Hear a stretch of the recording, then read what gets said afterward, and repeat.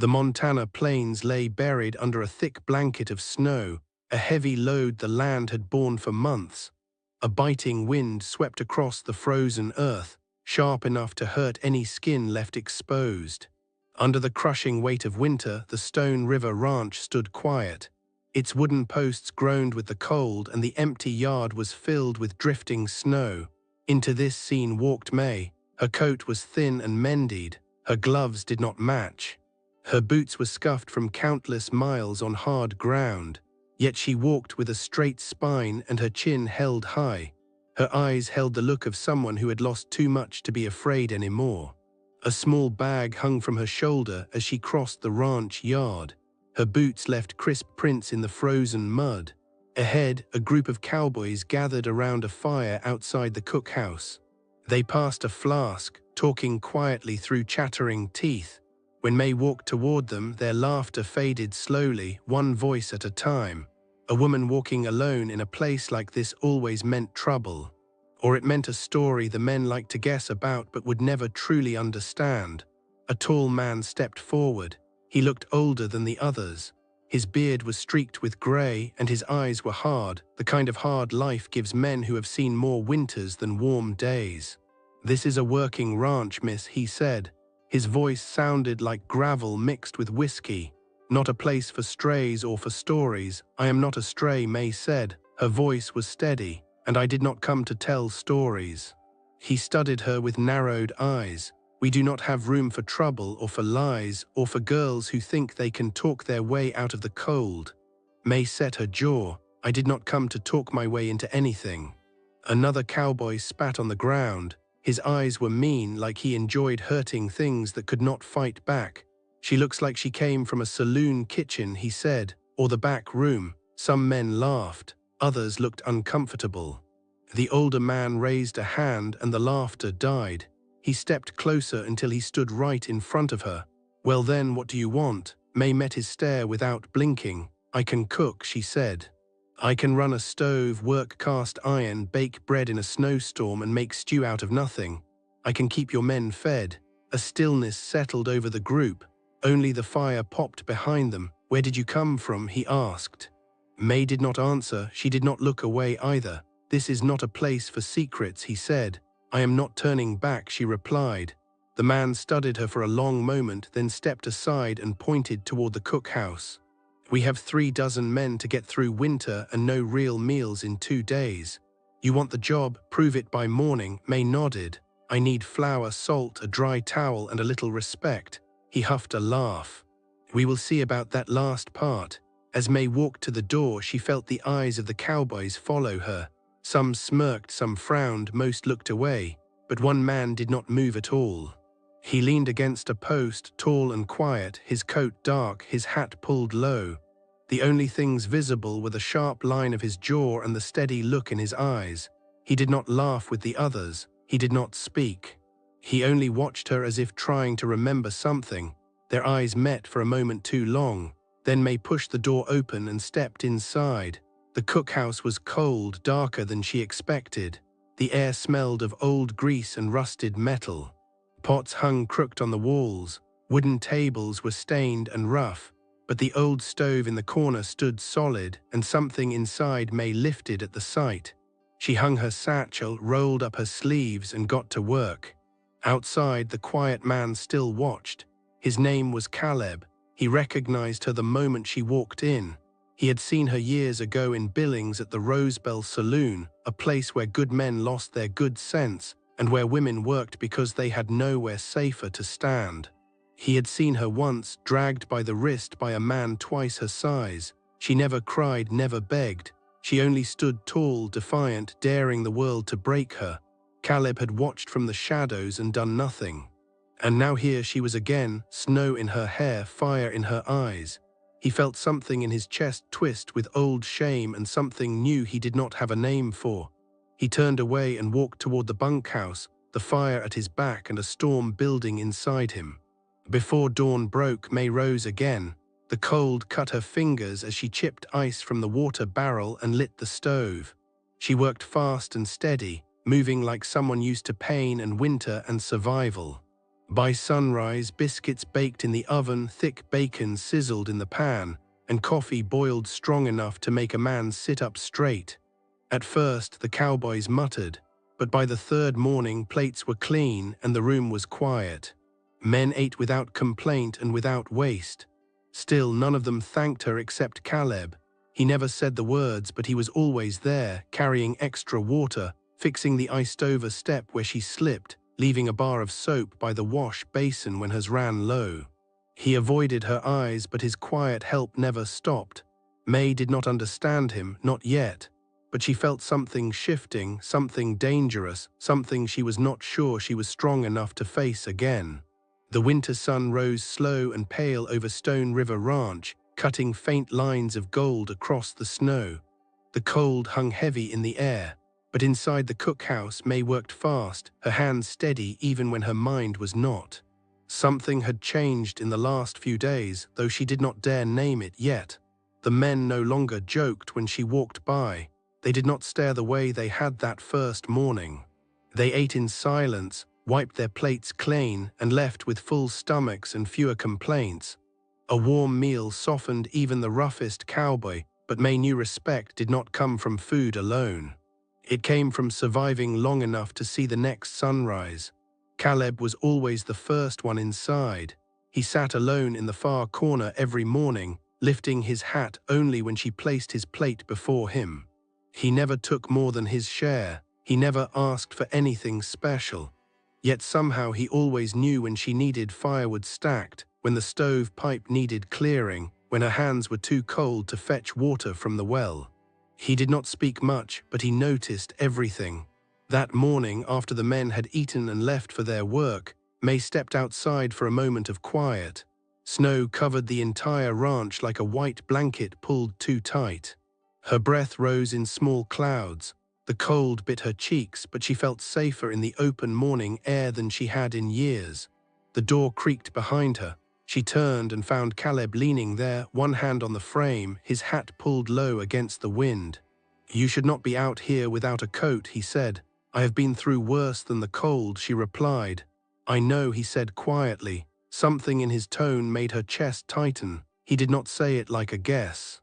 He said it like he carried the truth with him every day. "Did the foreman send you?" she asked. "No, then why are you here?" Caleb stepped out into the yard, his boots crunching softly in the snow. "I figured you should know," he said, "that tomorrow the ranch owner is riding in." May brushed ice from her sleeve. "And why should that matter to me?" "Because the men respect him," Caleb said. "Whatever he says about you will decide whether you stay or go." May's breath caught for a moment. "So I am being judged." "That is ranch life," Caleb said. "Everyone answers to someone." May looked away. She had spent too many years under the thumb of men who decided her worth without knowing her name. She had run from that life hoping this place would be different. "I will cook," she said. "If they like the food, I will stay. If they do not, I will move on." Caleb shook his head. "It is not about the food. Then what is it about?" He hesitated, his jaw tightening as if he were choosing his words one by one. "It is about who you are," he said, "and what you carry." May's hands curled into fists. "I carry nothing." "You carry everything," Caleb said. She did not know what he meant, but the way he looked at her made her feel seen in a way she did not want to be. And then he walked away. That evening, the cowboys returned hungry, cold, and louder than usual. Snow clung to their coats. Their horses were restless. Something had put the whole ranch on edge. By the time May served supper, the cookhouse was thick with tension. Boots stomped hard against the wooden floor. Men talked in low, angry voices. May kept her head down and worked through the noise. A hard slam cut across the room. A tall cowboy named Ridge stood up so suddenly his chair fell backward. Ridge was mean on a good day and dangerous on a bad one. Tonight he was full of whiskey and cold rage. "This stew tastes like water," he snapped. May did not bother turning. "It tastes the same as every other night." Ridge stomped toward her, his boots shaking the floorboards. "You calling me a liar?" "No," she said, "I am saying you are drunk." The room fell silent. Ridge reached out, grabbed her wrist and pulled her toward him. The grip was tight and cruel, a grip she remembered too well from a past she had tried to outrun. You watch your mouth, girl, Ridge growled. Caleb was across the room before May even had time to breathe. Let her go, he said. Ridge smirked. You think I will not put you in the snow, Caleb? You can try, Caleb said, but you will not like the ending. Ridge tightened his grip. May's face did not show fear, but her pulse hammered in her throat. She tried to pull free, but Ridge only held on harder. Caleb stepped closer, his eyes cold. This is your only warning. Ridge shoved May aside and swung at Caleb. The blow never landed. Caleb ducked, grabbed Ridge by the coat, and slammed him against the wall so hard the whole cookhouse rattled. The other cowboys stood frozen. May steadied herself, her wrist aching. Caleb's eyes flicked to her, checking if she was hurt. When he saw the red mark on her skin, something inside him broke loose. He pushed Ridge again. You touch her again, you leave this ranch in a wagon. Ridge glared back but did not fight. Caleb stepped away only when he was sure Ridge would not move again. The room stayed silent until the foreman walked in and dragged Ridge outside for punishment. May stood by the stove, staring at her shaking hands. She hated how easily her body remembered fear. Caleb approached her quietly. You all right? I have been through worse, she said. That does not make it right. May looked up at him then. Really looked. Why do you care? Caleb opened his mouth, then shut it again. Because someone should, he said after a long moment. Neither of them moved. Snow tapped softly against the windows. The lantern light flickered warm over the wooden walls. Caleb stood there like a shield she did not ask for but could not bring herself to refuse. Tomorrow will be harder, he said. When the owner comes, then I will face him, she replied. Caleb nodded once. You will. May returned to her work, but her thoughts did not settle. Not about Ridge, not about the coming judgment, not about the ranch owner she had never met.